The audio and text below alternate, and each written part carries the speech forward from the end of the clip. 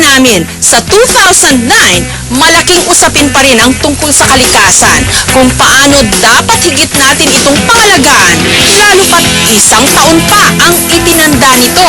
Tara na't tularan natin ang mga tiga Los Baños, Laguna. Ano ang kakaiba sa mga eksenang ito? Mula sa pag-grocery ng housewife na si Leng,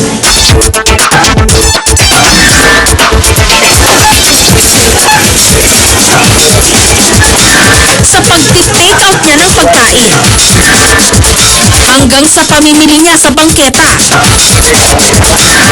May napansin ba kayo? Sirit!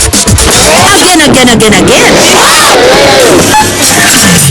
Ang mga pinamili kasi ni Leng, inilagay niya lahat sa supot, pero hindi sa plastic.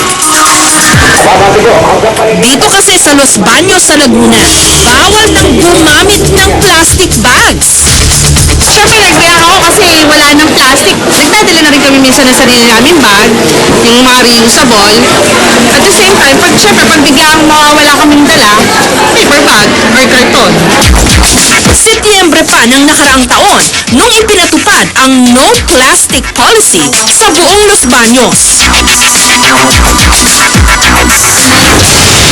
Minsan na raw kasing humantong sa nakakaalarmang sitwasyon ang tambak ng basura rito.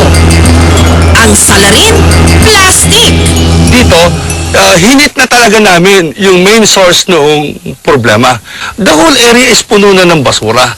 At talagang very alarming. At makikita mo sa gabi, kala mo may pag, pero actually yun ay usok galing dito sa downside.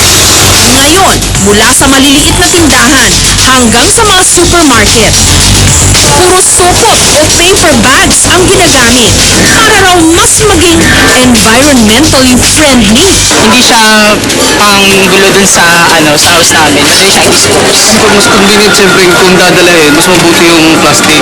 Kasi ito, pwedeng madaling mapilas. Ang mga plastic kasi inaabot ng 1,000 taon bago matunaw, kaya laging nagiging tambak lang ng basura. Kapag sinunog, nagbubuga naman ng toxic gases. Kaya't umaksyon agad sa isyong ito ang pamahalaan ng Los Baños.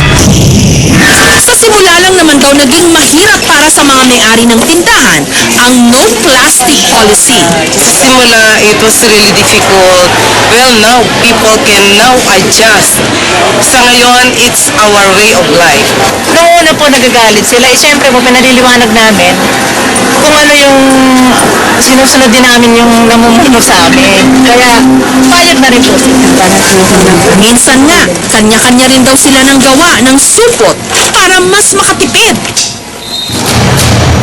Yun nga lang, sa ilang palengke, meron pa rin daw mangilan-ngilan na gumagamit ng plastic. Pero ang mga nakukolektang basura ng sando bags ngayon, hindi na sinusunog. Sa halip, ginigiling at pinipino ng makinang ito.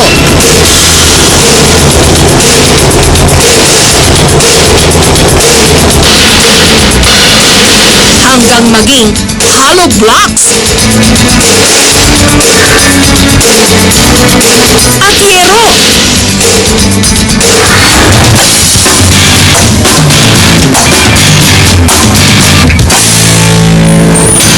Patunay lamang na sa pangangalaga ng kalikasan, kailangan lang diskarte upang ang ating kapaligiran hindi mababoy.